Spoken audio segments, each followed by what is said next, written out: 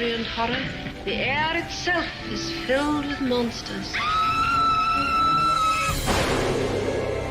Children of the night, what music they make. It's alive! It's alive!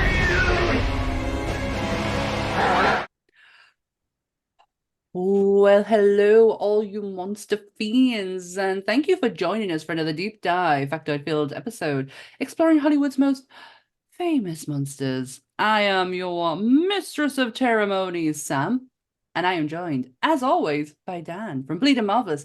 Say hello, Dan. I've got to return some videotapes.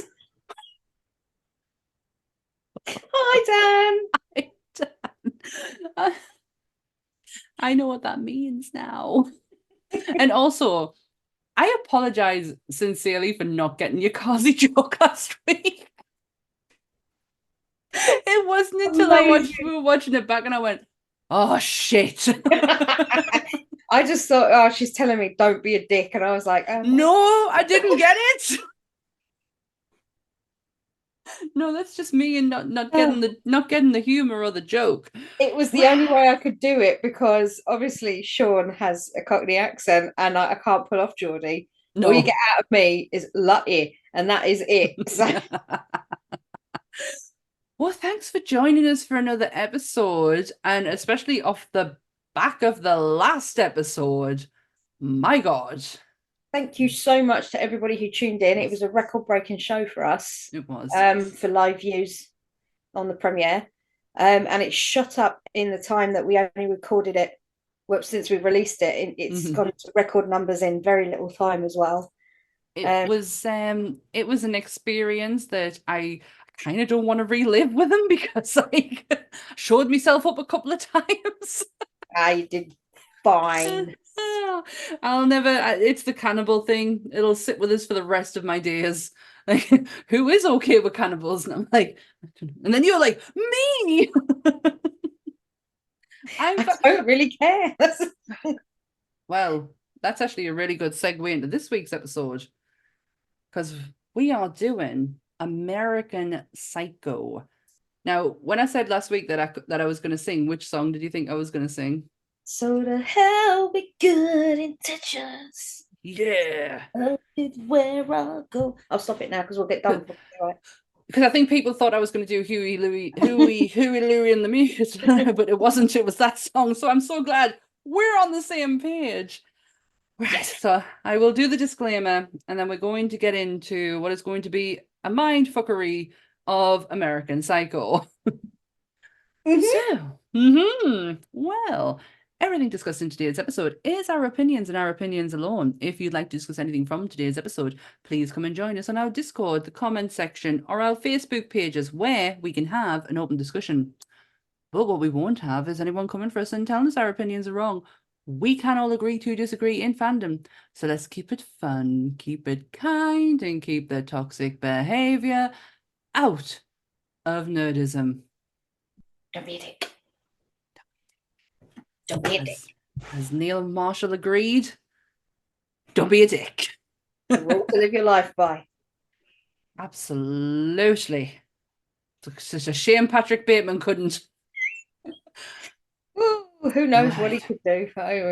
We don't know. I don't know. I've got so many questions and I don't even know if we have the answers for them, but we're going to find out. So, the 2000 satirical psychological horror based on the 1991 novel by Bret Easton Ellis, directed by Mary Harron, starring Christian Bale as the unreliable narrator Patrick Bateman.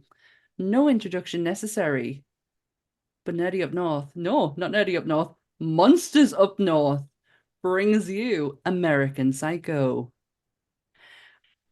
Da, da, da, da. Where the fuck do you start with this one? It's so funny that I actually said Nerdy Up North because I did a recording on Tuesday and almost said the Monsters intro. And I went, wait a minute, wrong one. With this one, it's like there's so much to start with, but like I'm still very. I saw this film in the cinema I've seen this film many, many, many, many, many times, and my opinion never changes at the end. I will always utter the words, "What the fuck have I just watched?" Because I never know. My opinion never varies from the fact that I still don't actually know what I'm supposed to think by the end of it. Like, Yeah. and I know that's the beauty of this movie. It's left to be open to interpretation. You know, you see it for what you see it. But that varies from the book massively, because the book is very clear cut and plain. But the movie just does this thing where it's like, did he? Didn't he? Do you know? We don't. So there's no way you do. I haven't got a fucking clue. Nope. Haven't got a clue. I think the best thing to do is to go through any interesting facts that we've got, then kind of get into Patrick himself, and then talk about the movie. I don't know how. In my head, I don't know any other way to do it, because Patrick in the movie, there's some things you can kind of mix them together, I guess. But interesting facts might be the easiest way to start this off. And my first interesting fact is nobody wanted Christian Bale for this movie. Yeah, poor bugger. Nobody wanted him. Do you know what? This man must have he must be made of steel for the amount of shit he went through. The director always wanted him. There is a lot. This movie isn't just, it's not cut and dry like any other movie where, it was in the works. And this has been in the works for fucking forever and a day. And it has had some of the biggest names attached to it, director and actors alone. But on Christian Bale himself, Mary Harron wanted him. That was it. Yeah. But this is where it gets so confusing, is the timeline. Because originally it was David Cronenberg. Yes, which I thought was absolutely bizarre. Choose Cronenberg, the body horror god of absolute mind-melting brain fuckery, to come and direct. Literally. I mean, don't get me wrong, this film is very much, it plays havoc with your brain, but not in the same way as a Cronenberg movie. A Cronenberg movie would be like, I can imagine Bateman giving birth to himself or something if it was Cronenberg. It'd be like doing weird shit like that. Do you know what I mean? It would be very much. Yeah, but just the thought. And his lead was Brad Pitt. Yes, which I found really bloody bizarre as well. It's like and in that iteration of Cronenberg and Pitt, it was actually a musical.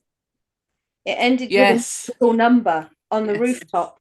Yes. And I was like, of the rooftop of the World Trade Center. Yeah. And that's how it ended, like some big can fucking great big jazz hand. It was all a dream. And I was like, yeah, I'm glad we didn't see that one, because I would never have watched the film, I don't think. I don't think it would ever fucking existed. I think it would have been scrapped straight away. If my memory serves me rightly, second director is Oliver Stone. Correct. And his lead is Leonardo DiCaprio. Sprout face, yes. It made sense for the time. Let's be honest, because he was a star. He was a rising star. Yeah, I mean, this was 2000, so they would have shot it somewhere in 98, 99, I presume. He was coming off the back of Titanic, which was 97, 98. So he was coming off the heat of that. And he was sat down and talked to by numerous people saying, look, you've cultivated this image of being Jack and everything Jack stands for, and this leading guy who's lovely and all the girls swoon over. Same with like being Romeo and Romeo and Juliet. You've cultivated this like kind of guy that you are, from being like Gilbert Grape. Don't get me wrong, the guy could act in his younger years. Now I don't really like stuff he's in now. I loved Gilbert Grape. I love Basketball Diaries. There's so many films he's done where he's been fantastic. But yeah, they were like, please don't do this. It's career suicide. You're going from being a lovable guy to then being a psychotic, murdering narcissist cannibal. nut jobby, BPD, MPD, you name it. You've got the full list You've of got it. acronyms. Mhm. And I think it turned out that the person that sat him down ended up being Christian Bale's stepmom. That makes a lot of sense because it sounds like the Bales were on one. So Mary then gets the job. Mary is bringing Christian Bale with her. The studio is saying, no, fuck no, not Christian Bale, not having him. Studio chucks at her Ben Affleck, Matt Damon, Edward Norton, and Vince Vaughn. Yeah. And Ewan McGregor as well. Well, so they all say no, and Ewan McGregor's the last person. Yeah. And Christian Bale begs him not to do this movie. Yeah. And eventually the studio went, fuck's sake, right, you can have him. Because they actually fired Mary because she Mary's like fitted in. Yeah, she had it after Cronenberg. And then they said, no, we're getting Stone in. Stone came in and it all fell to shit. And then they had Mary back. But the risk that they had with Bale was that the only film he'd really done that was a blockbuster, as they'd see it in them days, was Empire of the Sun. And that was when he was 13 years old and he played the lead of the kid lead. So this was 14 years later, because he was 27 when he got the role of Patrick Bateman. So they didn't really have a lot because he was a no-name, you know. They also didn't know he was a Welshman. No, because he stayed in character the whole time because he is a Stanislavski. He's thespian. He is a method actor. Yeah. So it wasn't until the after rap party that they actually heard his weird accent at the time. Now he doesn't speak like that at all, but back then he had a weird Welsh British. He's got a lisp as well, hasn't he? Got a bit of a lisp. Well, he's turned it now into this sort of like kind of like Cockney sort of accent, which I find bizarre because it's like be Welsh, be Welsh. I feel like be Welsh. Thunder, you know, when be like Michael Sheen. I honestly feel like Tropic Thunder when he's screaming at like Kirk Lazarus, "You're Australian, be Australian." You're a Welshman. Yes. Be more like Michael Sheen. Yeah. I'm going to say, this movie aside, because this was Dan's however many times that she watched it. This was my first time watching it. Growing up, this movie did not escape me. It was one of my sisters. This and Shakespeare in Love. Fuck, don't know why, but my sister's favourite films growing up that she would watch repeatedly, Shakespeare in Love and American Psycho. Now, completely different conversation with American Psycho with me sister, but I never watched it. I mean, don't get us wrong, I've seen clips. You can't get away from them, especially within the horror community. They're always there. My favorite band, and there's a song by them, which I totally got caught out with on the Nerdy Up North community ones. Fuck, you can't have me. You can't have me membership badge back. Sorry, guys. Ice Nine Kills. Oh, not really. Yay! Yeah, so this is my first viewing of it. Where am I going with this? That's it. I really like Christian Bale. I do. I do like good job. I think when he did Thor, Love and Thunder, and he was doing the press tour for that, there was just something so sweet about him, and something like I don't know, I found him quite endearing, and I was like, I think I like you. I think he's chilled out the older he's got. I will be honest. I love the fact. So I listened to it back in the day, and whenever it comes out, it's very rare these days. But a podcast called Hollywood Babylon, who used to bring up all the time Christian Bale's rant, "Well, good for you," that he had on the set of Terminator Salvation, and it used to be because Ralph Garman, who's the host of it, he did skits throughout, and they would get him to do like shout outs within, because he does impressions, and one of them would be the Christian Bale, "Well, good for you," to the point where Christian Bale rang up his radio show in Los Angeles and was like, "I need to apologize. I was a dick. I find what you do fucking hilarious. I deserve this. I deserve what you're doing." And I was like, you are pretty much stand-up guy. Like, you're owning your shit. Because I heard it was Rain of Fire, this happened. I thought it was Terminator. No, I think it happened again on Terminator, because I remember it coming out fairly recently. Because I know he had a mayor on the set of Rain of Fire, because like family members turned up and they were trying to get on set, and he was like, "Get the fuck away!" I think it was his mum and his sister. He was like, I'm going to be eating my fucking words here. "No," and he was like, "Fuck off, be done. I don't want you." And because he was filming it, and I must say, Rain of Fire, Matthew McConaughey. All right, all right, all right. Oh, that film, so fucking good. I saw it so many times in the cinema. And that is a great film. It's actually Rob's film that he watched with his nan all the time. That was like their movie. So yeah, I say to him every now and again, "Do you want to watch it?" It's like, okay. But mine was Braveheart. I think mine was Little Shop of Horrors and Chorus Line with my nan and granddad. Oh, I didn't watch anything with my grandmother because she never watched telly, because she was a devout Catholic. But my granddad was an absolute, and everyone knows this about my granddad, telly fiend. Like, he always told us, "I've seen the world from my living room." But he got me into all my nerdy shit, and it was either Star Wars, Braveheart was a big one. I don't know why, because it's such a long fucking film. It's so fucking long. Yeah. It really did. It's like, how do we get her to shut up for 3 hours? Braveheart. Yeah, Braveheart was good. And then I heard he had another kickoff on the set of Terminator Salvation. That is definitely the good for you. That's the one where he was kicking stuff over and like being really shitty to all the it was someone had walked through on one of his shots, and I think it's a DP, and he's just blind screaming at them, and they're like, he's going, "I'm sorry." "Well, you're sorry, are you?" It's like, good for you. That's all you get out of him. I think there's a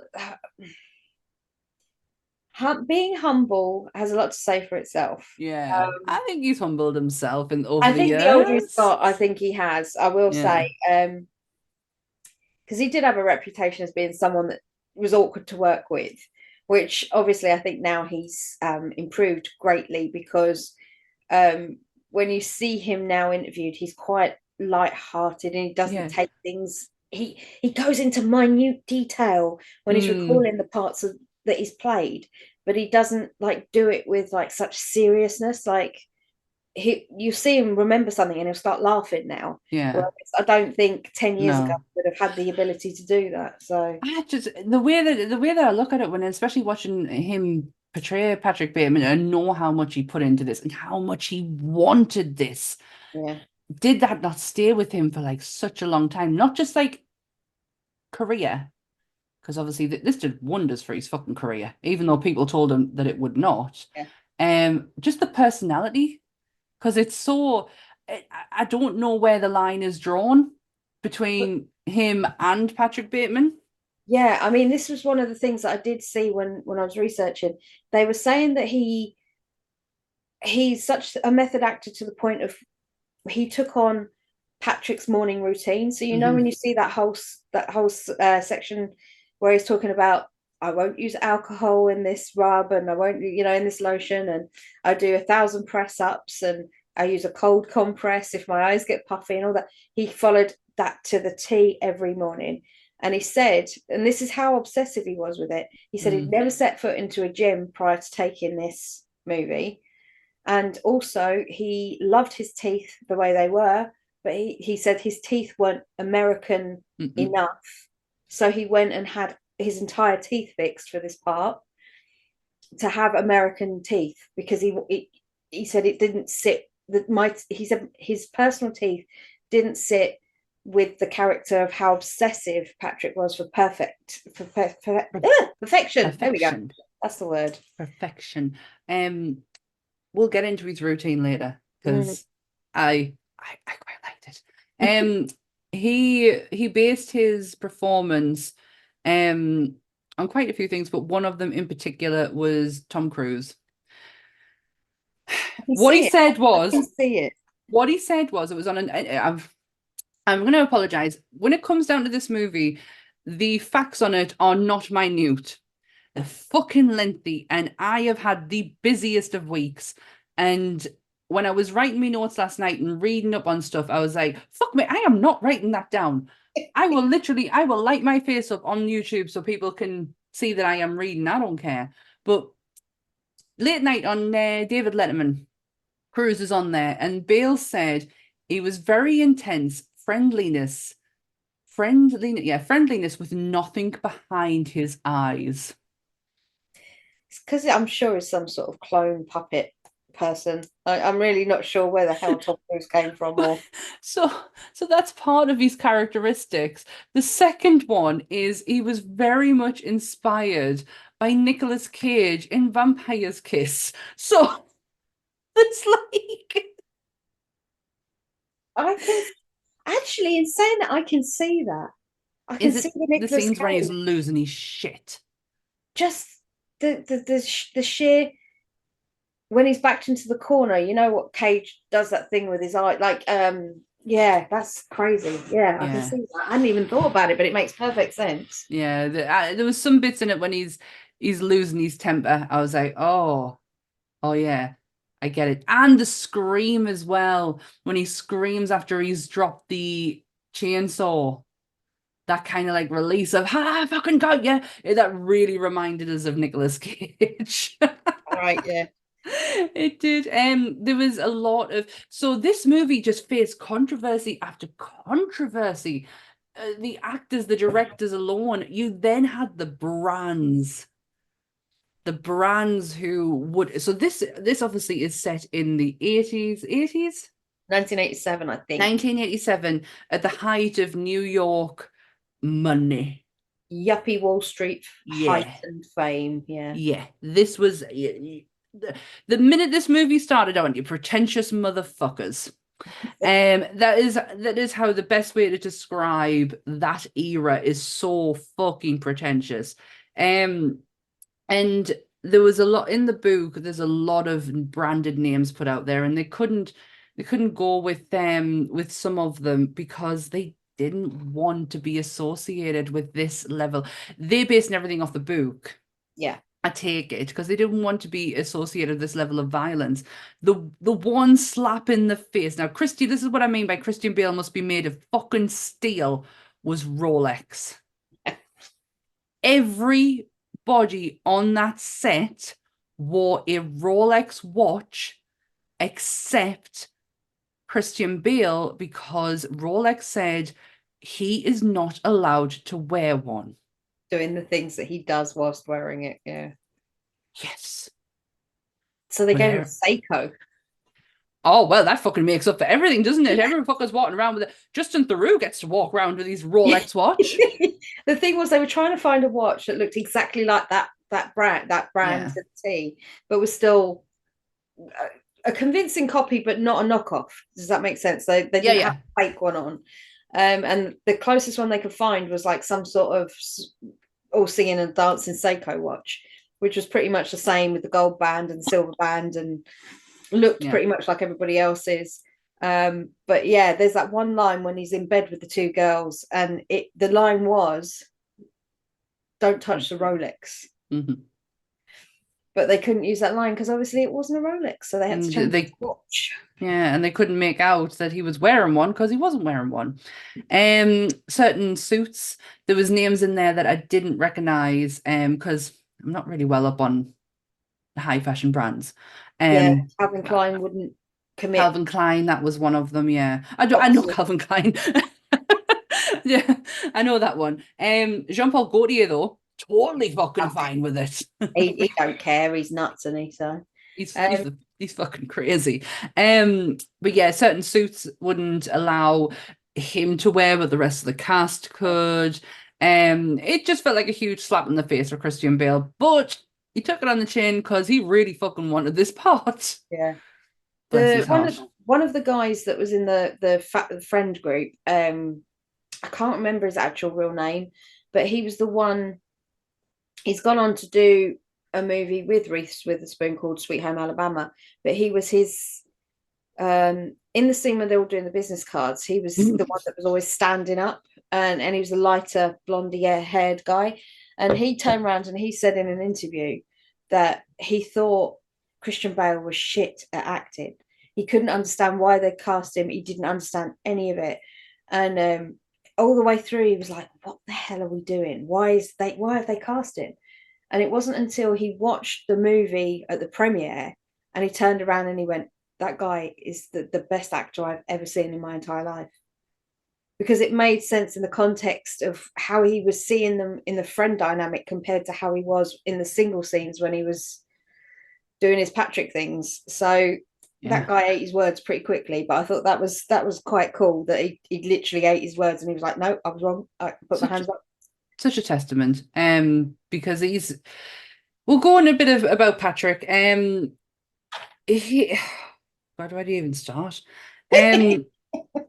Where do you even start with them? Because he is such a perfectionist, obviously, is one word for him, but when you look into what he would be diagnosed with, it's everything you can possibly imagine.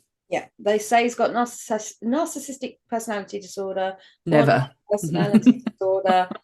He is clearly suffering from psychosis, and he is possibly obviously he has psychotic tendencies. But it's also, now my theory about this, right? And I don't know if you caught it. Well, actually, Rob caught this, not me. And I had to go back and rewind it and watch it. He says when he's confessing to his lawyer, now I think it's either when he's on the phone to him or in person to him, I ate some of her brain. On the phone. Right. You get a disease if you eat brain called kuru. And it is something that was attributed to a tribe in Papua New Guinea where they all started going insane. They all started getting delusions. Their limbs would stop working. They would get they get the shakes. All these really like extreme things would happen to their bodies. And the first thing to happen is a combination of delusions. So whether that was Bret Easton Ellis's intention, I don't know. But it made sense that if he genuinely did eat the brain and he's had a massive delusion of every kill he did after that, or he didn't and he thought he did, and he's just an absolutely, I still don't fucking know. So there's two ways that I looked at it, and one of them is very simple. So the end scene where he's confessed, he's seeing his lawyer face to face, and his lawyer's acting like he hasn't got a fucking clue what he's talking about. But he does know who he's talking about. Yeah. You can see it behind his fucking eyes. It's like, shut the fuck up. Walk away. Yeah. Shut the fuck up. So one of my theories is that he did do it. Every single bit of it. Right. And he is that part of this elite fucking parasitic, materialistic world. I think he's getting away with murder because that's the kind of world that he lives in. Yeah. My other one is he didn't do it. And it's all in his fucking head. His lawyer has no fucking idea who he is. Lawyer. That's the bit, isn't it? You've got Paul Allen, who calls him Hildebrand all the time. Yeah. You've got his lawyer, who called him Davies, and then turns around and says, oh, not that Patrick Bateman, he's a right ball. He's an idiot. And it's like, oh shit, yes, he did. His lawyer says that to his face, and I'm like, he's like, but I'm Patrick Bateman. But then I start questioning, was he actually ever Patrick Bateman? Is Patrick Bateman a character he's just made up in his head, and his name is really Davies? But they all start calling him Patrick when he goes and sits back down. But I'm still in the. But his friends are so fucking up their own arses that he could have been anybody, and they just would have stuck with the name that they. Because remember, when he's explaining Paul Allen, is that Paul Allen calls me this because I'm wearing this suit. He wears that suit. We have the same glasses. We have the same haircut. We go to the same barbers. Paul Allen was wearing exactly the same clothes and glasses and haircut as what he was. maybe it's just a case of they're all just fucking, they so look like each other, they generally don't know who any of them fucking are. But also, I don't think they, unless it's a career ladder leap, they don't care. Yeah. So they don't need to. Back They're in not the day, genuine friends. no, you didn't need to learn these things because you weren't going to be around in that circle long enough. You were going up. You didn't need to look down. So No. it was I mean, always jungle in Wall Street as well. So the guy who was clearly a closeted homosexual, Mhm. when it came to his scene and the whole trying to attempt to strangle, there's nothing behind that. No. Nothing. So to me, looking at that scene, he doesn't know what the fuck he's doing. Everything he says is up in here, Yeah. up in his head, to where it's like, I could do this. Oh, actually, no, I can't actually do this at all. No. Oh, what was I gonna say? Willem Dafoe. Yeah. How the fuck could I forget Willem Dafoe was in this film? There's a reason Willem Dafoe, Reese Witherspoon, and there's one other actor. Oh, Jared Leto are in this movie. It's because the studio said there had to be a big name. Yeah. And Willem Dafoe and Reese Witherspoon and Jared Leto were your big names at the time. Yeah. I mean, still are today, but at the time, that's what they wanted. I'm not sure Jared Leto was as much of a cult leader that he thinks he is as of now. I mean, it's not as much as I was going to say something. Yeah. We'll swap the L for something else. But I mean, if we're going to look at it in terms of, did the Joker finally die? Yes, Batman killed the Joker. You put two and two together. Well, he died spectacularly. Or Yeah, did he? I mean, I know or did he? Because he was in London with that guy. Well, this is the thing. I'm like, okay, so this is why I think that maybe he heard a conversation about Paul going away, and he played it into his head that that's where he was putting him, making him go. So for him, it was like, yeah, I told everybody he went there, and it was like, no, he was actually there. But because he'd heard a conversation about it, he made it his truth rather than the actual truth. Yeah. Going to Patrick's routine for a second. I love a routine.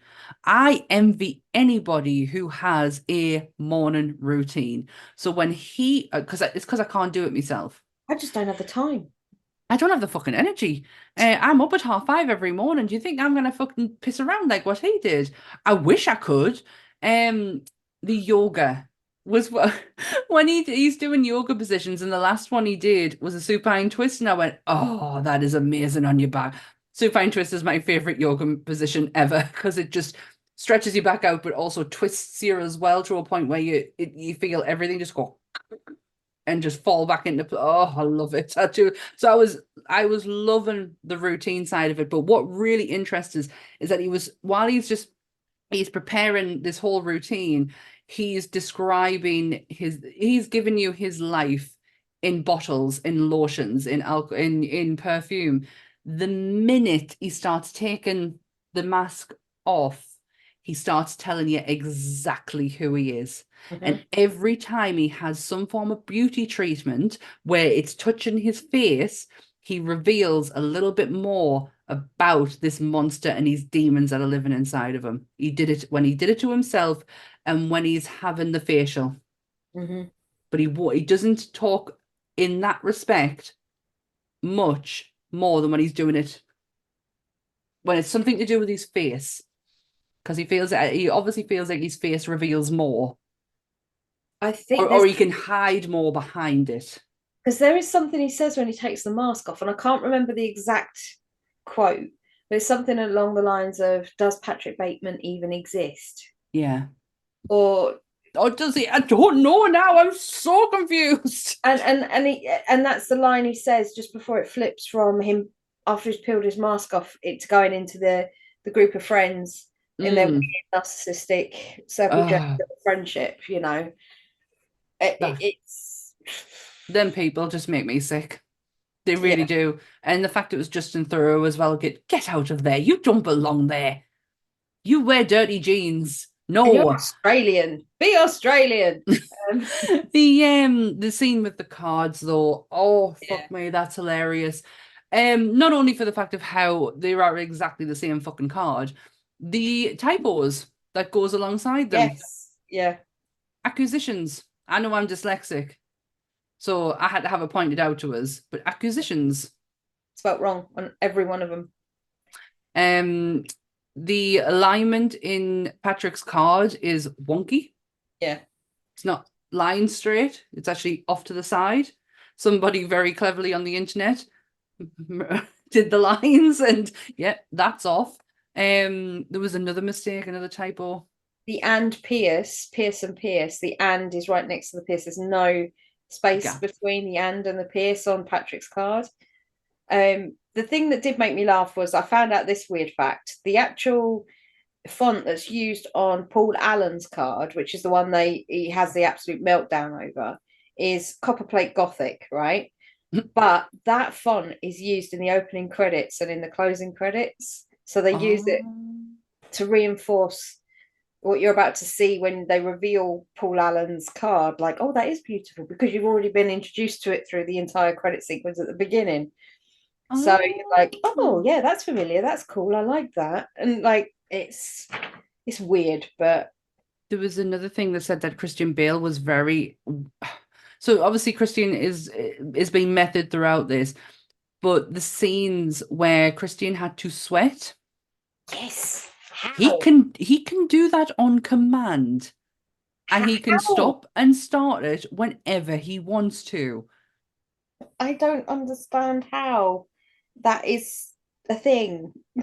No, me neither. I was like, is he performing some form of like mental challenge in his head to like do that? Because they say they'll shout cut, clean himself up, makeup on again, and then he would sit back down, do the scene, and he could do it at exactly the same time. But this is the thing, that's what they say about method actors, isn't it? I mean, you think of a previous memory that is so upsetting it makes you cry. You think of a previous memory that makes you angry. That's how you get to those emotional states, to portray that emotional state within the scene. However, I have never thought of a situation at which I have perspired to the extent that he does. And to be able to redo it every take on the take. And I'm like, no. I don't. Only time I have ever gotten that level of hot is being in Florida. And it's like in a room that has no air conditioning, and I am gonna, like it's healing offers. The only time I get hot over here is when I'm doing my housework. And that's when I get angry. I get really angry when I'm hot. But to be perspiring like he was, like the way he was, I don't think I've ever been able to do that. Just he was like stock still. He wasn't running around. He wasn't doing anything. No. Like he like they'd do a shot on his face, and he'd be deathly still, and he'd have beads of sweat, and I'd be like, that has to be glycerin. And then when you read into it, it wasn't. It was genuine, like him. Oh, it's insane. I don't know how the hell he did that. % him. The line, is that Donald Trump's car? Had me in stitches. And then, is that Ivana Trump? Why are you obsessed with the Trumps? But it's just setting the time of New York. Like, he was the money. He was the one that we're looking up to. Ideally, like idealistic was the take away everything that we know about that fucking cretin. But at the time, it's like, oh, look, self-made man. Look at the suits. Look at the way that Trump dressed then to how they were. They were exactly the fucking same. That was the life. There was also a couple of times where they went to a club. Yeah. Which really was like, would they go to this type of club? That club and then people in it were the club kids. Yeah. If anyone's not familiar with the club kids, these are a bunch of people who ran the gay scene in the 90s. It's on the back of the New York balls. I think the balls came first, and that Paris is Burning. Yeah, the balls came first, and then the club kids came after, and it was such an eccentric, more elevated look to how the balls used to be. Lee Bowery. Lee Bowery, James St. James, Michael Alec. If you are a true crime fan, you may know the name Michael Alec. He is the one who killed a fellow club kid, Angel, and almost got away from it. There's a whole movie called Party Monster and a whole book called Disco Bloodbath. I own both of them because and the shock you if you want to know more about this period in time, don't watch Party Monster, even though it's fucking brilliant. Macaulay Culkin, Seth Green, mwah.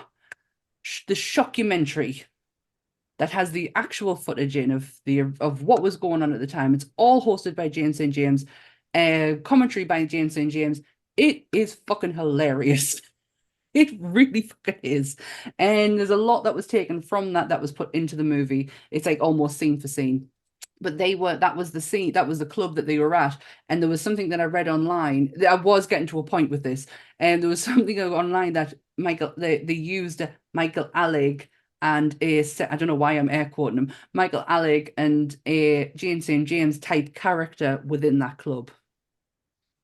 But to be honest, they weren't really. The thing is, though, people say because James wrote the book and he was friends with Michael, they weren't best friends. Yeah. They weren't always with each other. And who the fuck wants Michael Alec in there? Real or not real? Yeah, I mean, Club Kids also was where a lot of, obviously, the only RuPaul didn't start there, but RuPaul was in the Club Kid vibe and Club Kid scene as well for a long time after the balls. And there's a hell of a lot of stories. If you even go into Ru's like older, when autobiographies or any of Ru's previous life, you hear a lot about. He's got an autobiography out. Yeah, he's got an autobiography out now. I went through, I still am, I went through a period of being obsessed with this time period. I watched all of the Sally Jesse Raphael interviews, Jenny Jones interviews, Geraldo when they were on there. The interesting, but Richie Rich is another club kid who is a fucking phenomenal fashion designer. Phenomenal. Amanda Lepore comes from that scene. Surprisingly enough, not a lot of people know this. Dita Von Teese also comes from Club Kids. That's where her and Raja, drag queen Raja, they were best friends, and they used to do the Club Kids on a plane for hours. Yeah. Me and my friend Sean, it was the second time second time for me to go to America, and we were going out to LA to do DragCon, to go to DragCon in LA. So we thought, right, okay, we'll go over for 10 days to LA. What? So we go, and we get to the airport. We're sitting in there, and we see Mr. Jeffree Star walk past us. Every time I go to America, Jeffree Star is on the bloody plane, but Jeffree Star walks past, and then Sean goes to me, I'm sure that's Raja over there. And at this point, Raja had won. It was season 3 was Raja's winning one, and I went, I think you're right, I think that is Raja. And Sean said something along the lines, wouldn't it be funny if Raja was sat next to us? And Sean is tall. She's like you. She's a tall girl, and I'm not. So I said I'll sit in the middle because we had the two ends. She had the row, and I had the middle seat. Next thing you know, Raja, who's like 6'7", goes, "Oh, that's my seat by the window." So we literally had to. I was sat next to Raja, feeding Raja white wine through the thing, giving Raja food, and then chatting to Raja about like smoking because Raja smokes, and kept saying, "I can't wait to get back to LA so I can actually smoke something." And it was like it was just funny. And Raja sat there and she went, "Jeffree Star gets first class. What do I get? I get coach. What is this kind of treatment? I won, don't you know?" I remember Raja's real name is Sultan, and I remember Sultan from America Top Model days. Yep. And so I have been a huge fan of Raja's for a long time, because the minute Sultan came on the telly, you were getting something. It was America's Next Top Model. You weren't getting out of Tyra, but he was he was phenomenal. I digress. Yes. But it was part of the film. Club Kids scene, yeah. Club Kids scene. Well, what was I going to say? The William Dafoe scene. Yes. Now, I've learned a lot today and had to go back over a few things. So, with William Dafoe's performance in this can seem quite confusing, and that is for very good reason. Every scene Willem Dafoe did was shot 3 times and performed 3 different ways each time. The first one being he generally has no fucking idea who Patrick Bateman is, has no suspicions, doesn't really care, just wants to get a bit more information. The second performance is he knows. Yeah. He knows he did it. He's just trying to get him to dig himself a deeper hole. The third one is, and I can't remember what the third one is. He's slightly suspicious, but not necessarily committed to either way. He's like, there's something there, I can't work you out. I'm just trying to figure it out. Yeah. The Huey Lewis and the Muse CD scene. Holy shit. I didn't test, isn't it? That is just a test. That's a test.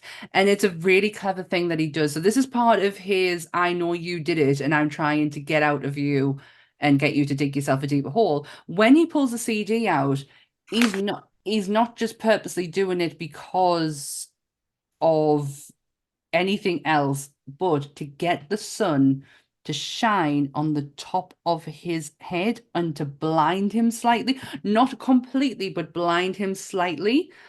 And it's a test of psychosis, isn't it? To where, because it's the reaction of what they would do with that, and he did nothing.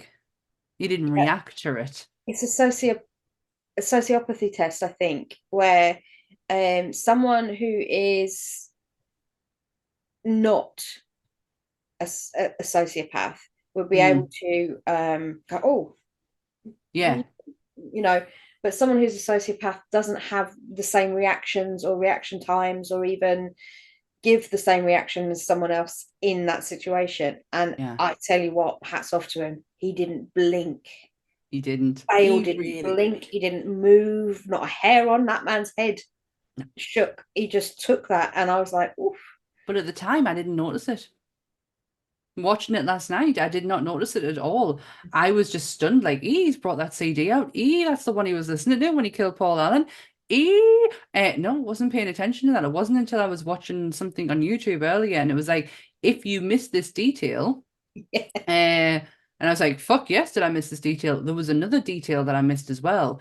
And it's kind of like, if you blink, you miss it. When he's having his mental breakdown in the laundry room, in the laundrette, and I love when he starts flinging his arms like he's going to have like an absolute tantrum. When he leaves and he's saying to the woman, see you later, we'll catch up, and he's talking as he's leaving the door. For a split second, you see the real Patrick Bateman's face, and you see the monster that he actually is, and it's only for a brief second as he's going out that door, talking all friendly like, and it's like snap, there it is.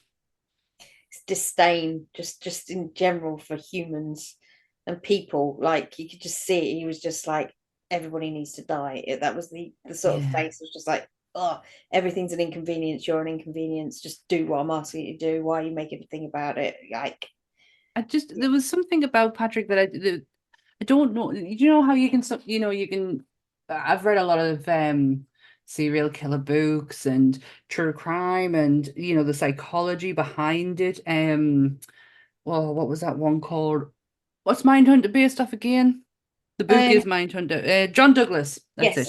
Yeah. John Douglas's book, and breaking down serial killers and using patterns of behavior to kind of identify. I can't break that with him. Like, I think it's because we only have the movie as reference. Yeah. I really want to read the book, but it's just something I've just never got around to. The book is, according to Bret Easton Ellis, the book is a black comedy. It's a satirical look at the time and place of New York and the situational comedy that can happen if you throw a serial killer in the mix. He said it's like 4 pages of violence, but 3,000 pages of funny. In his eyes, that's how he sees it. And that's why he liked Mary and Christian, because they understood it was a comedy to a degree, Yeah, to a because it's degree. so exaggerated. But people don't see it as a black comedy, they just see it as a No. horror movie, because there's so many, like if you read from what I've gathered, because I've gone through and done some book comparisons, the book is so violent. Like, Yeah. there's a section where, you know, Bethany, when he has her over with the lady of the night that he keeps inviting back. Yeah. He has Bethany over. In the book, he kills her with a mace, stabs her repeatedly, bites her finger off, and then gets the uncontrollable laughs. But he just does it with a nail gun, I think, in this one, I think. It said a nail gun. I didn't see one. I just saw him covered in blood. You see him holding it behind her head. I don't know if you ever see him do it, because this is the thing. He doesn't kill Bethany. No, that's his secretary, yeah? No, Jean's his secretary. Yes, that's right. Bethany's his ex-girlfriend. This is where it's because he has so many women over. It's crazy, because in the film there are 23 victims. Yeah. But it's more like they reckon there are around 50 victims in the film, because of how it got broken down, and how the off-screen like reveals at the end with all the women falling out the closets and on the floor and in the bathroom. How home of horrors. But this is where I got really confused. I didn't realize he was at Paul Allen's doing all that. No, neither did I. Until the reveal when he goes to Paul Allen's. There's a lot of things that are so confusing in this. That being one of them, not being made clear. Or are we really not paying attention because of everything else that's going on? Yeah. And there's another one right at the end. He's I burst out laughing at this scene when he's running down and he's trying all the cars, and the cars are all beeping, and the last car he just kicks. Instead of trying it, he just fucking kicks the car. And then he runs into the office and he shoots a security guard, and he runs to the door and he runs out the door. And the next thing you know, he runs into the building again. He's running past the security guard. That security guard's still alive. Yeah. That building is exactly the same. Same door, same lift. Did it actually happen? Did we just see a break, like I say, like a break in him, where he's imagined this happening before he's run in, but we're getting to see it? Or am I just making this shit up? No, because the other side of it would be, because everything is a carbon copy of everything else in that time. Are they trying to say that every building looks the same, and that's why he went in that first one thinking it was his, but it was the same as every other building on the block, just like he looks like every other person he works with. Yeah. Just like so maybe I took that too deep. No, I don't think you have, because I think to a degree you have to with this movie. Like, everybody wanted to go to Dorsia. That was the obsession. Once you got once you got a reservation at Dorsia, you were made. But I just want the confidence to do what Patrick Bateman did when he was trying to book in with Jean, and he just rang him up and he was like, "Yep, 2 at 9." And the guy's going, "No, did you not hear me? We're fully booked." He's going, "Thank you, I'll see you then." Goodbye. It's like, yeah, that's some confidence. He was never going to take her. He had no intentions. He probably was going to intend on killing her, but he didn't. No. And he wanted it to leave, and he almost kind of like revealed himself a little bit. I don't know why he didn't kill her, because in the book he does. She's the one that dies with the chainsaw in the book. Oh, right. So maybe it's a choice, because this is where he's, up until then, there's been no sign of him stopping. He enjoys what he does. He's getting away with it so far. Nobody, because of who he is and his lifestyle and this whole pretentious bullshittery that he lives. That's the first time he breaks, and that's when it starts to crumble around him. And it's maybe her sheer kindness. She's not them. She's playing. She wears these horrible suits, in his words, even though she looks fantastic. She's not part of that world. No. So maybe he can't kill outside of that world. The prostitutes to him are just, they're nothing. Yeah. then these women, they don't exist. And that was the sad thing. If you heard what the lady that he kept going back to said to Kirsten or whatever he called her, if you hear what she says to him when she gets in the car, I had to have surgery after the last time. Yeah.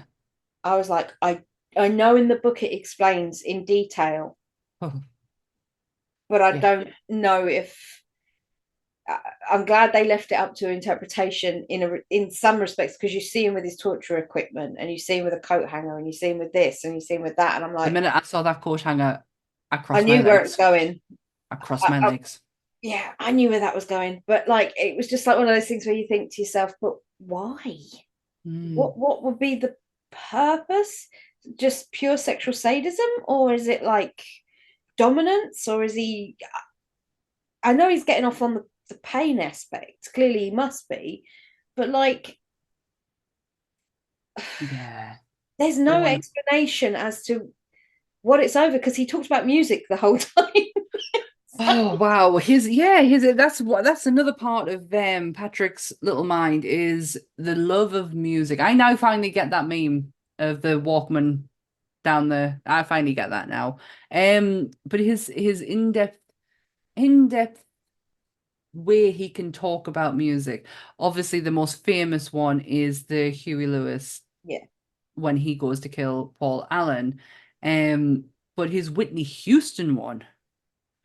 That was something to marvel. Now, that is another slap in the face. You can't use my shit. The reason you're not listening to a Whitney Houston song for is because she wouldn't let them use it. yeah. She said, fuck no. But yeah, his in-depth breakdown of Phil Collins, of Whitney Houston, I'm like, Jesus, man. Like, you are borderline, you are OCD. Not There's borderline, actually, you are full on OCD. there's 3 chapters in the book dedicated. One's to Phil Collins, one's to Huey Lewis and the News, and one is to Whitney Houston. Now they got around the copyright thing with Whitney Houston of not being able to use it by doing a lift elevator like Yeah, because version it's. of it and just playing in the background. Mhm.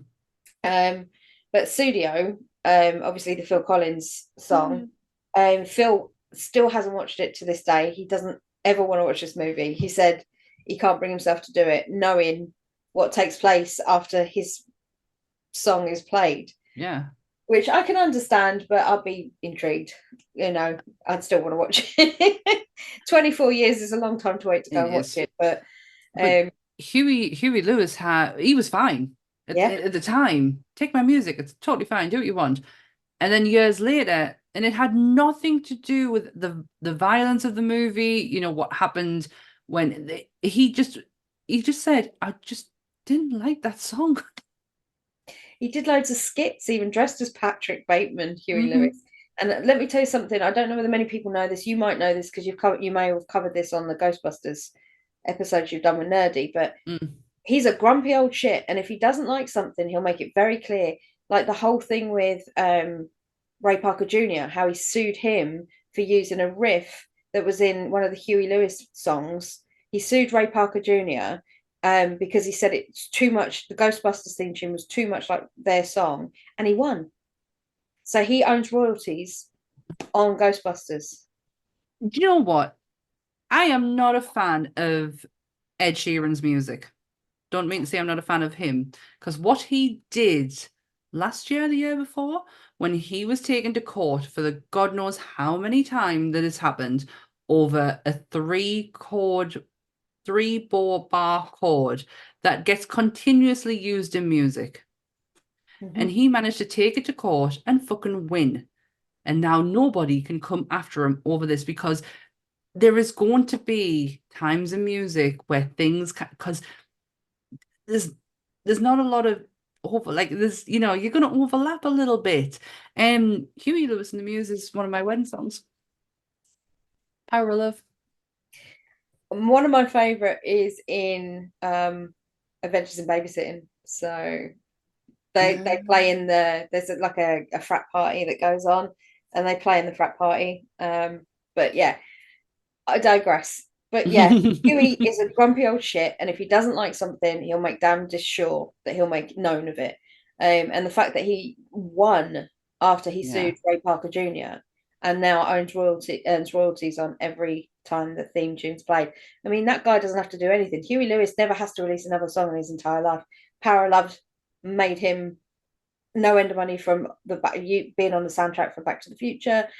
You know, like he just has spread his wings far and wide enough that he can just sit back, and every time a soundtrack gets sold or something gets downloaded, he can earn his 0.01 pence. You know, I have both of their songs on my on a playlist. Yeah, Power of Love was the song we left the building to was that. The other one was Nina Simone, I Put a Spell on You. And I walked down the aisle to Don't Stop Believing, but the string quartet version that's used in The Wedding Singer. Oh, mine would be yeah, if we were going to go down Wedding Singers route, mine would be the song that he plays just after he gets dumped by Linda. Oh, Somebody kill me, please. Please. I'm on my knees. Pretty please. Kill me. It's John Lovitz. He's finally lost his mind, and I'm reaping all the benefits. And then he slowly moves the curtain back in front of his face. I'm like, yeah, that's the song. It's not an acoustic. It's a string quartet version of "Don't Stop Believing," and it's played when Linda leaves them at the. And I chose that because for some reason that song is mine and Ant's song. I think when we first met each other, it was continuously on play, fucking all the time, and I couldn't not have it.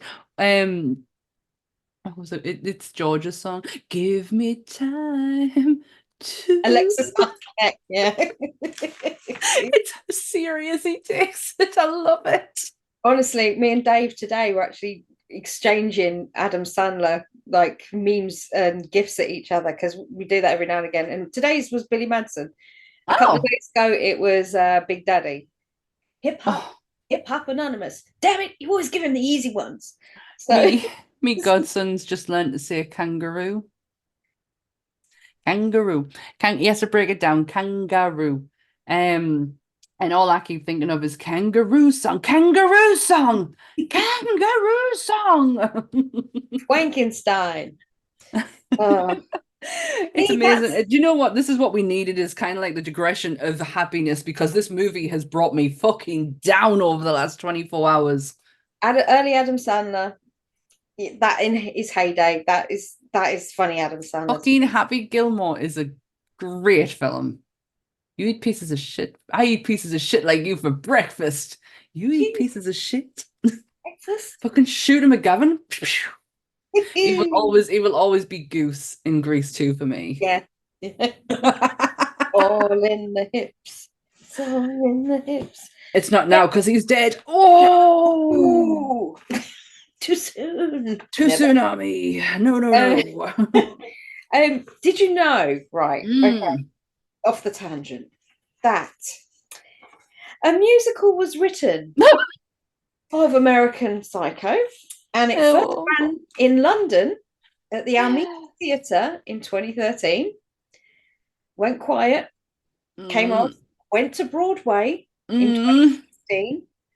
It ran on Broadway for just 3 months with a total of 54 performances. It's one of the shortest runs on Broadway. I am not fucking surprised. The Variety magazine criticised it because it said the second act was too tame and the violence was so tame in comparison to the source material. But they liked how the songs were written and how they took the piss out of the whole thing. But it said that its conflicts of intention cancel one another out, leaving you numb, which I thought was a weird statement. This Psycho is neither scary nor sexy, nor is the show in which it appears, but it still managed to pick up Tony nominations for Best Scenic Design and Best Lighting Design, even though it only ran for 54 shows.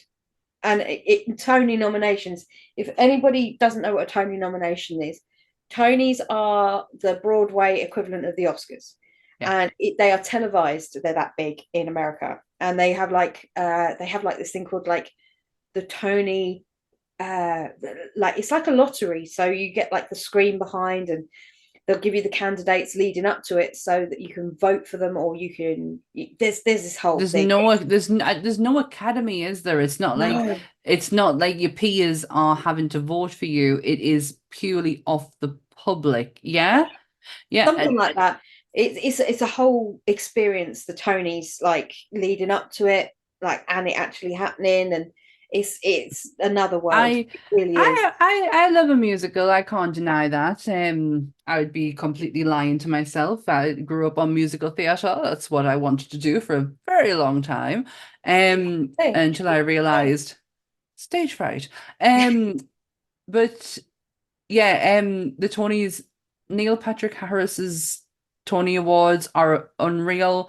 Did Hannah Waddington do it? I think she did this year or last year, one of the years. That woman. Shame. Oh, I love that woman so fucking much. I've just been watching Benidorm when she's in that as Tonya. Tonya. She talks like you. I can't talk like you, but she talks like you. Talk like me. Nah. I was going to say something about American Psycho. My mind's just gone fucking numb. Yeah, fuck him and the dog killing scene. Get fucked. In the book, it's worse. I will never read that book. Yeah. In the movie, it is a homeless person and his dog. Yeah. And he stabs him a couple of times, and then he kicks his dog and kills the dog.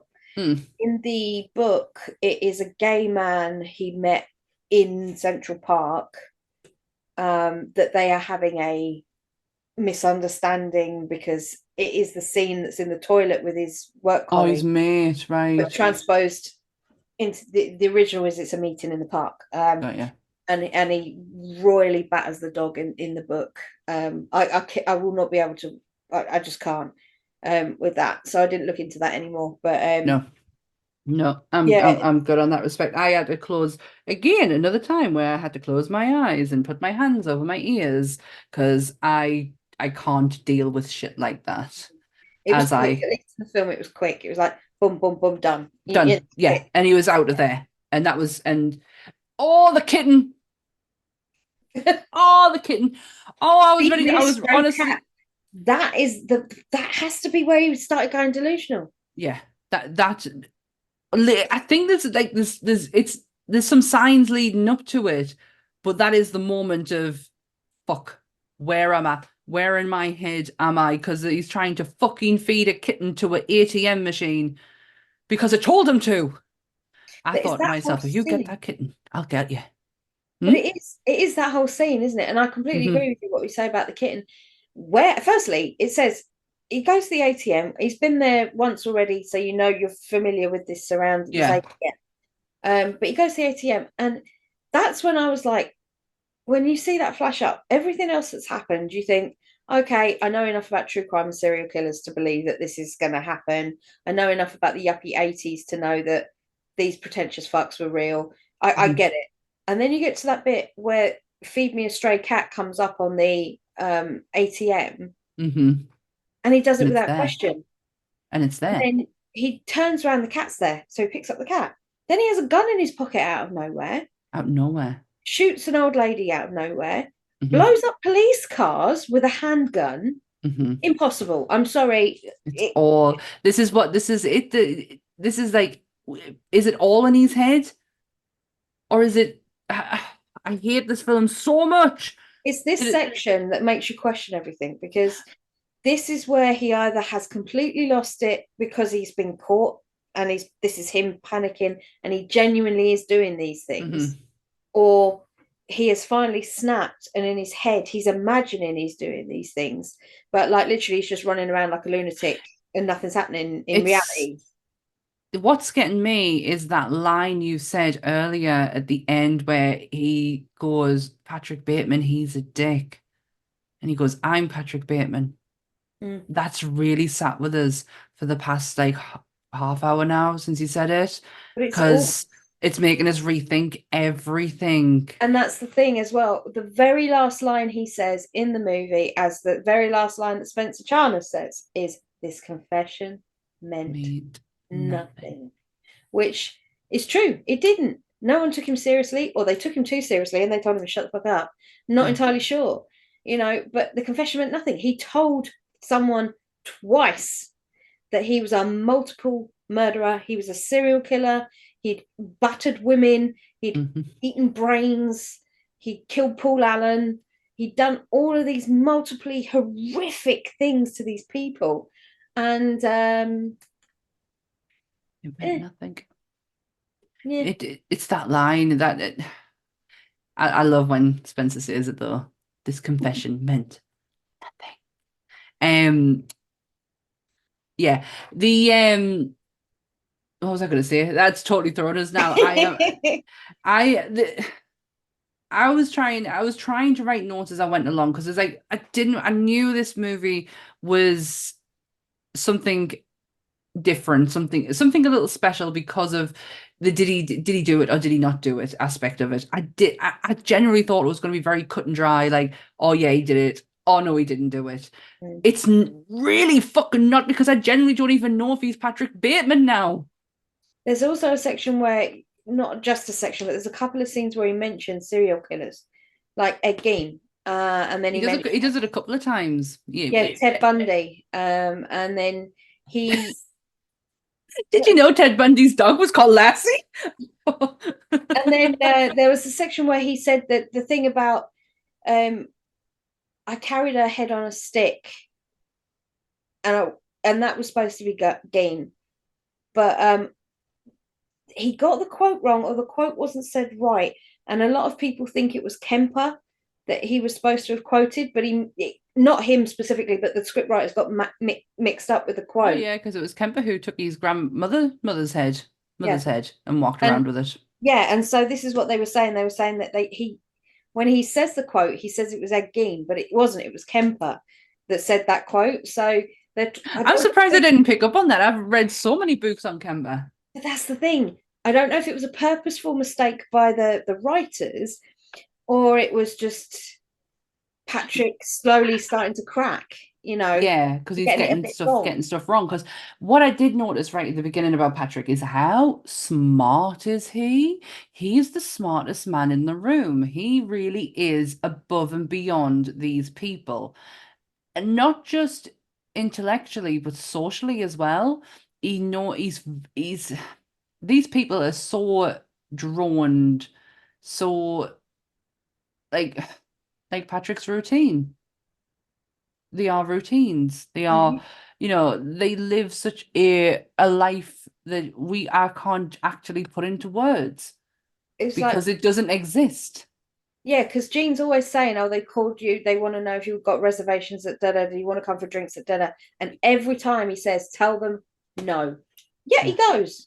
He goes, yeah. Because he knows that he can't miss out on it, but he wants to make them think that he's too busy to be able to go. And then he's like, oh, I'm here. Reese Witherspoon was a shock. I didn't expect her to be in this at all. Don't know why. I was like, oh. She's supposed to be like the sweetness to Patrick's dark. She's a bitch.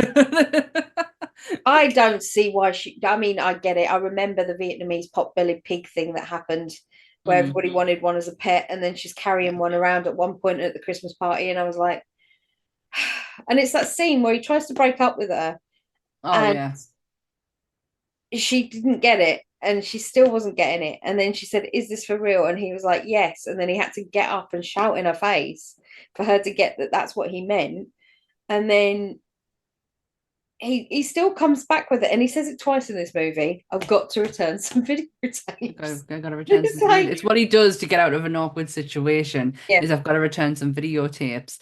I love that line. That's another one in American Psycho by Ice Night Kills. The conversations he has with people though, where he's telling them, I will literally like rip your face off. I don't think that, because nobody responds to it. No. I think you are seeing parts of his head, inside his head, coming out. When he says it to the bar woman at the beginning, when they're going to that club, then when he says it to the model, who he decapitates and put her head in a fridge, and then he says something to somebody else as well, and I can't remember who it was. He says it to the laundry people. Yeah, them as well. But I thought that he actually might have said that because language barrier. So I Yeah. thought he could actually let himself go there because Yeah. And he was almost having a meltdown, like a very childish meltdown. The arms, man. cranberry That juice was, on her ass.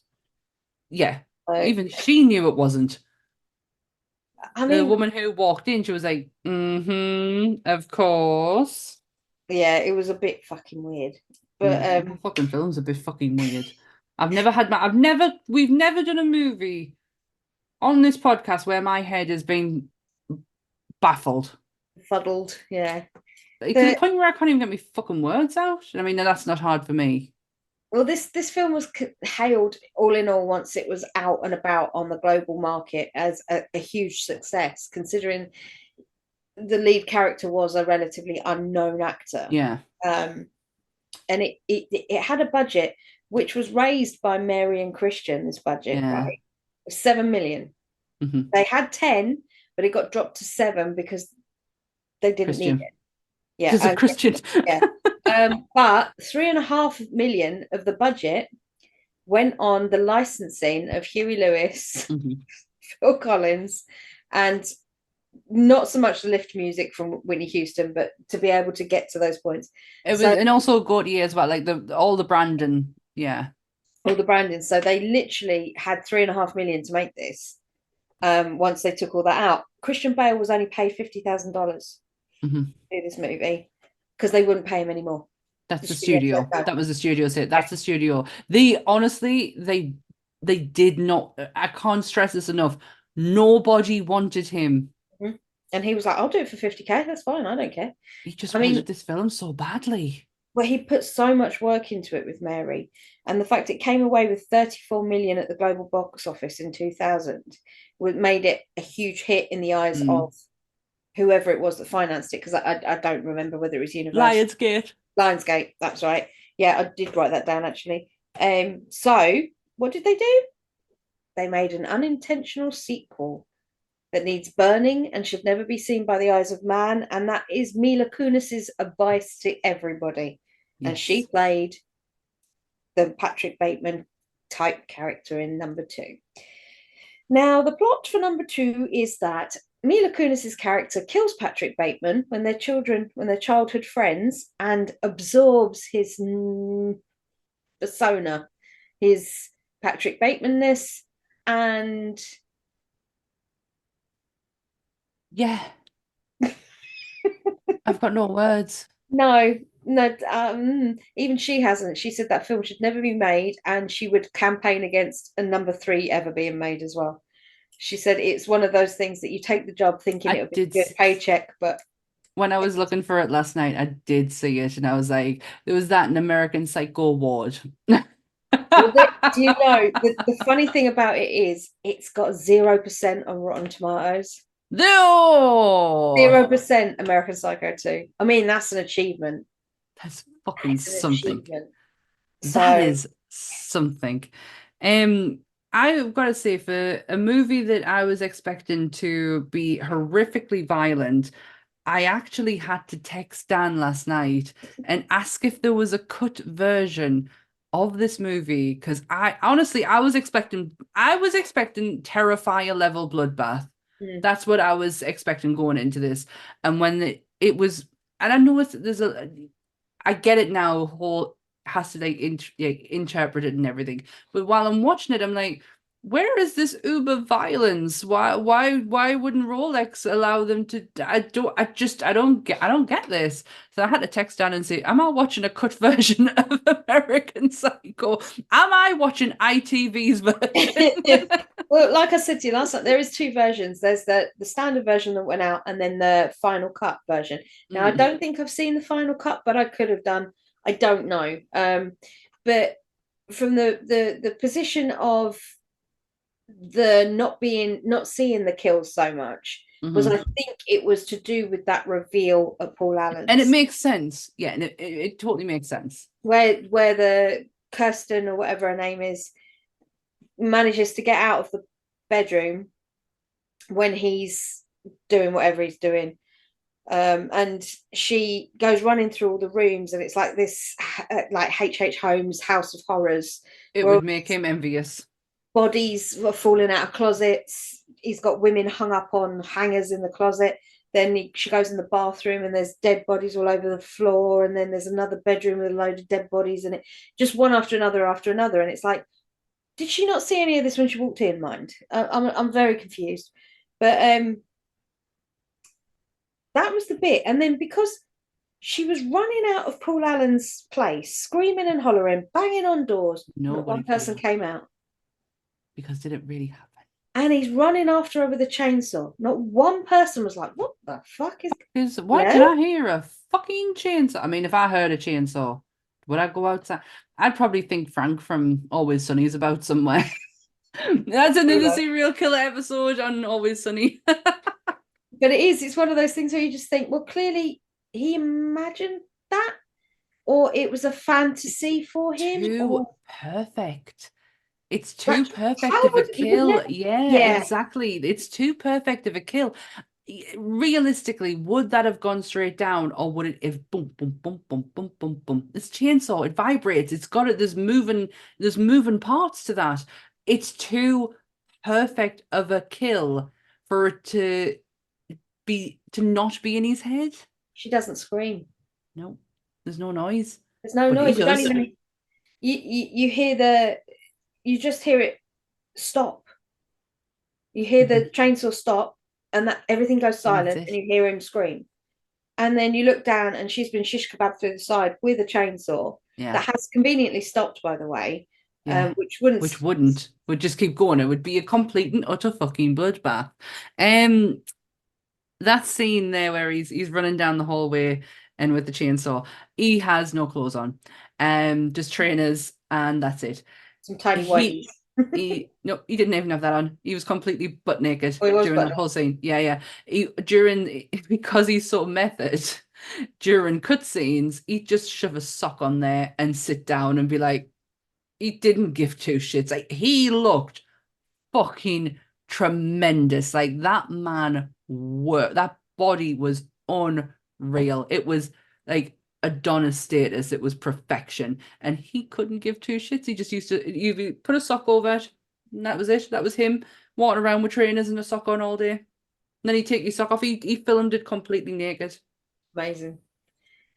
But then we go to this bit which contradicts everything you've just seen.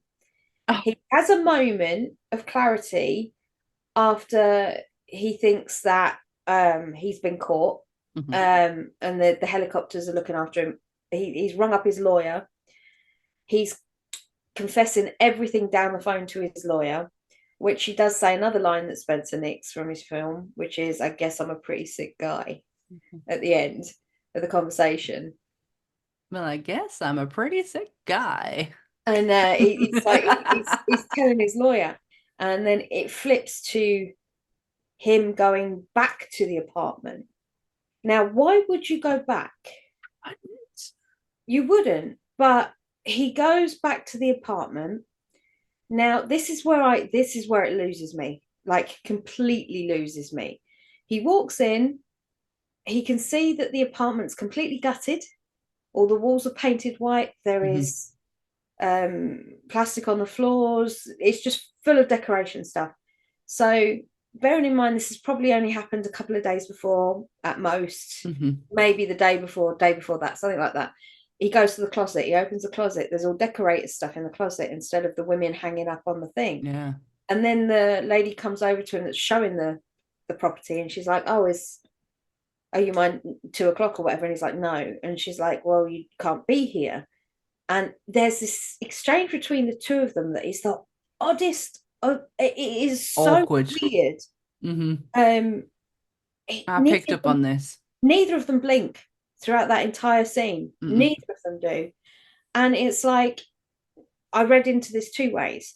One is that she's so suspicious of him because he's just walked into the property and he's looking in a cupboard.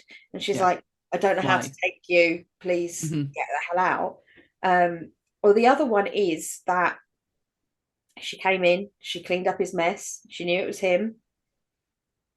and she's giving him you need to leave. You need to leave now. I don't want any trouble. Yeah. Don't make me call the police. Off your trot. It's the way she says it. If it was someone who was like, get the fuck out of here, I will literally call the police on your ass if you don't get the fuck out of this building. Shouldn't do that. She's so calm. She's so collected. It's almost the same conversation he has with a lawyer, which is why I feel like it's not like a whole plan and ruse for him to get away with murder. It's just that's the fucking life he's in. That's the life he leads.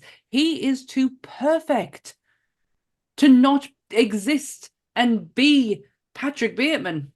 But then we also go back to the fact that, did Paul Allen ever really exist? Because that was his flat. Explode. But that was his flat. Where's all his stuff? How did he just move out like that? It was full. Yeah. It was full of furniture. It looked nothing like that. Then it's all painted white, and that would have had to have been done over a period of time. You know, I understand it's New York, and I understand things can get done quickly at times, but like not that fucking quick. So that's another thing, and it's the way he backs out, like he doesn't turn up on her. And I thought, well, why? That to me was strange. It was a strange maneuver to back out, just walk completely with his keeping his eyes on her. Do you know what I mean? And then backing out the door and not turning around at all. That was a strange maneuver. It's also the same interaction he has with his lawyer. His lawyer doesn't raise his voice once. He is confessing everything to him, and he doesn't shout at him. Nobody is listening. Because he's Patrick Bateman and he's a boring weirdo, according to the lawyer. So no one would give a shit about what he had to say. Who is Patrick Bateman, though? Is he Patrick Bateman? He says it at the beginning. Fucking hate this film. He says it at the beginning. Patrick Bateman doesn't exist. This is why I feel like he might actually be Davies or Hildebrand or one of these many other people that he is called.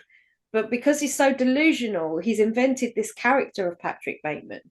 And Patrick Bateman is his persona, is the man he aspires to be that can get away with doing all these things until he actually does crack at the end and they bleed together, you know, and he can't break from the Bateman character. So that's what happens. And then he realizes how he is the equivalent to a speck of dust when in his world he's the biggest shit in the universe, and then in everybody else's he's like the equivalent of a grain of sand. You know, he means nothing. So but it's an allegory for either getting away with murder or it's an allegory for being, you know, thinking you're so self-important when actually you're not. I thought, or we thought, this would be a good one because it was something very simple and straightforward, leading off the back of the conglomerate of an episode that took place last week. How fucking wrong were we? I knew it was going to be difficult. I didn't realize it was going to be this much of a head fuck. Yeah, I was intrigued to find out what you thought. I think it's because I've seen it so many times now. I can sort of put it to bed as soon as I've watched it, if you know what I mean. Yeah. But because I had to put on my research hat whilst I was watching it last night. Well, podcasting hat. Yeah, well, it's stuck with me a bit longer than it normally does. Yeah. It's lingered all day. And it's not a case of like, how do I... Because leading up to an episode, I do often think, how am I going to put this across? And it's not been that. It's like, how the fuck am I going to talk about something? I don't know what's real and what's not. But that's the point. And you throwing that it is where he says Patrick Bateman is a born. He's like, I am Patrick Bateman. That's really got us. This is going to stay with me for a long time now. Do you know what? The last time a movie did this to us was Tusk. And that is a hell of a one. That is a hell of a one. Tusk. I watched, but isn't that really a sign of a good film? Yes. It's 24 years later, and we're still trying to figure it out and ask the question, why did Kevin Smith think it was a good idea to turn him into a walrus? I think that Kevin wasn't had been 24 smoking hours, a lot, 24 yeah. years. I'm mixing them up. But yeah, it's like 24 years later and we're still trying to figure out Patrick Bateman. Also, fun fact, Bateman, his surname comes from Norman Bates. Yes, they wanted that same deathly quiet, like on the outside, calm and collected, but on the inside. Don't you compare Norman Bates and Patrick Bateman in the same breath. I can't, not you, the universe. I can't be dealing with that. They are two completely separate entities. Norman has deep-rooted psychological trauma.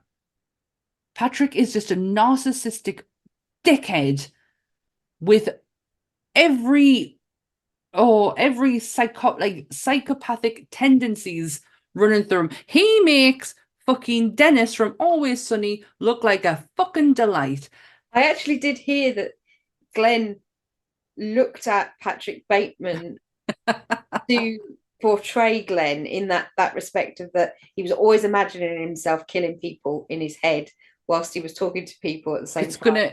It's now on watching it and then watching Always Sunny, it's always going to make me look at Dennis with completely different eyes now. I've got to say, for the performance from Bale in this was top notch. He doesn't. I know there's, the whole method acting, everything behind. He does not fucking falter one bit. He is perfect and charming when he needs to be. Like when he's walking side by side with that model, when he's walking down the street, he is nothing but charming. Like, how could she not want to like be in his presence? But then he could be just turn on the switch, fucking the evilest of evil. Mm-hmm. This is going to stay with us. Glad to be of service. Yay. Have we got any more, or are we fucking out? Can I try? I want to try. Honestly, I don't know. I may still be asking the question weeks down the line. Is it Patrick Bateman? Was it really him? But next week's how would you describe next week's episode, Dan? It's a Lovecraftian adventure. I don't know. I just made that up. No, that's a good one. It's from the brain of Mr. H.P. Lovecraft. And it's a take on someone playing God, basically. So someone being Jeffrey Combs playing God in the most brilliantly and sadistically and perfect way possible. Yes, we are, if you have not already guessed, we're doing Reanimator. Yay! I hear Michael might be clapping somewhere in the ether. I hope so. I hope Mike likes this. I'm sure I will find out in a couple of weeks if you do. Yeah, we'll get a message off Mike. I do. And this. We've got some crackers coming over the next couple of weeks. And we are slowly approaching our 52nd episode. We've got a few more to come before then, but we're getting there. So a year. It's getting to the point now where I can't remember what we've done. Well, to be fair, as it stands of last week, we are combining views of over 4,500 views on our video so far. So yeah, we've just got a big thank you to everybody, and especially with the Neil one going up and up every time you look at it. It's been crazy. We've been in talks with some amazing people to come on the podcast as well. So watch this space. Watch this space. It's all getting very exciting. It is. But I know that Neil's was a big one, and thank you so much for everyone for the support, like the support leading up to it, afterwards, the kind messages. It honestly, it was a ride I'll not forget, and I've never been more nervous. Not interviewing the man, it's the aftermath that got me, and like, oh my god, people are gonna have to listen to this. That part, the recording, it didn't bother me in the slightest. I was as cool as a cucumber until he left. And then I was like, oh, what just happened? I feel like I blacked out half the way, like part ways through the interview as well. So, but if you can, give our other episodes some love, because we have some absolute corkers that I love doing. I love actually re-listening to as well, which may seem very narcissistic on my part, but still, I just, do you know what makes us smile more than anything? And you know what I'm going to say? It's a sleepaway camp episode, because I've never once reviewed something where I've laughed so much in my whole life over something I fucking love. We've had some great ones. We did Predator with Creature from the Black Tattoo. Yeah. We did Chucky and Tiffany with Peaches. We did The Thing with Mike Kell. Yeah. We did, oh God, at the beginning we had a lot of people on in the first few episodes. So Yeah. if you want to see what Graham does in the Invisible Man episode, Invisible tune in Man. on YouTube. How the fuck could I forget the Invisible Man episode? There was Jessica, Paul, Graham, and obviously us. And it was one of the I mean, you know, my feelings for the one true savior, Claude Rains. But I loved going into the back history of the Invisible Man, not just Claude Rains, but Vincent Price's Claude Rains. And oh, I love that. The Wolfman with Graham, Godzilla with Jake, Yeah, from gaming. So Alien with Jessica. yeah. We've done some absolutely great episodes, and we would just so appreciate if you're not watching them on YouTube, fine. But we are available on audio as well, on anywhere that you get your audio podcast from. Never know how to say that properly. Never know how to type it either. It's like, yeah, we're available on YouTube and audio. iTunes, Spotify, and any of those other places. Anyway, Audible. We're on Audible. Did you know that? Oh, I do now. There we go. We're on Audible. So yeah, anyway, you can get your podcast from. We are on every Monday at our new time of 8 o'clock, because it works better for me to be in the live chat. And our audio for this episode and any episode associated with Nerdy Up North goes up on a Tuesday. Please go like, share, and subscribe. If you can, drop a comment in here. Tell us down below. Tell us in the comments what it is you think this movie is all about. If you can give me a clear answer, if that was Patrick Bateman or not, I would be very pleased. And Put my mind at ease. And I'm gonna say, I'm pointing here because I know this is where the comments go. Chris, Lee, and Paul, no. Okay? Whatever you're about to say, it's got nothing to do with hobos, and it's got nothing to do with anything like that. So whatever you're going to say, no. Sensible answers on a postcard, please. Thank you. Goodbye. Thank you. And if you can, on any of the platforms that you're listening to the audio, just let us know. Let us know that you're there. Let us know that you're listening. I can see that you're listening. I can see people listening when I am putting them up every Tuesday. I kind of have a flick through and see where we are popular. I can't actually, I don't think I checked on Tuesday. I will. All of the links for Bleeding Marvelous, Nerdy Up North, Monsters Up North are where Dan are pointing to right now. Anything else? Nothing? Sure. Oh, well, there's nothing else left to say. Say goodbye, Dan. This confession meant nothing. Goodbye. Stay spooky, everyone. Bye.